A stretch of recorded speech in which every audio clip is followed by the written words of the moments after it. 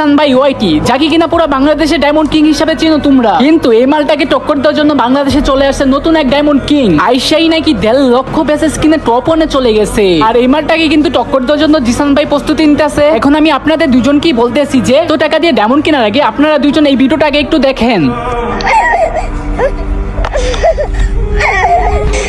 এই ভিডিওটার মানে কি একটু বুঝছেন? মানে একটা বাচ্চা মানে খাবার না খেয়ে মাটি খাইতেছে, আর তার হৃদয় ভাঙা কান্না শুধুমাত্র একটু পানির একটু খাবারের জন্য। শুধু সে নয়, তার মতো হাজার হাজার ফিলিস্তিনবাসী খাবারের অভাবে না খেয়ে মারা যেতেছে। আর আজকে একটা ভিডিওতে দেখলাম একজন মা বাংলাদেশ থেকে সাহায্য চেয়েছে শুধুমাত্র একটু পানির জন্য। আর হ্যাঁ, এসি টেটার ভাই আর জিসান ভাই ওয়াই, আমরা সবাই জানি আপনারা বাংলাদেশের গর্ব। হ্যাঁ, আমরা এটাও জানি যে আপনারা গরিব দুঃখীদের দান করেন। তো শুধু নিজেদের মধ্যে একজনকে টপকি আরেকজনের প্রতিশোধ নেওয়ার কোনো দরকার নেই। আমরা এটাও জানি যে আপনারা ডায়মন্ড কিং, আপনারা গেমের পিছনে কোটি কোটি টাকা খরচ করেন। শুধু নিজেদের মধ্যে ঝগড়া করে তো কোনো লাভ নাই। যদি এমন হইতো যে একটা দেশ আপনাদেরকে চ্যালেঞ্জ দিছে, তখন আপনারা প্রতিশোধ নিবেন, অবশ্যই প্রতিশোধ নিবেন। কেন বাংলাদেশ ছোট না হয়, গেমের মধ্যে এত টাকা না খরচ করে ওদের পাশে একটু দাঁড়া। আর গাইস, আমার কথাগুলো যদি তোমাদের ভালো লাগে তাহলে ওদেরকে কিন্তু ভিডিওতে মেনশন দিয়ে যাবা, যেন ওরা ভিডিওটা দেখতে পারে।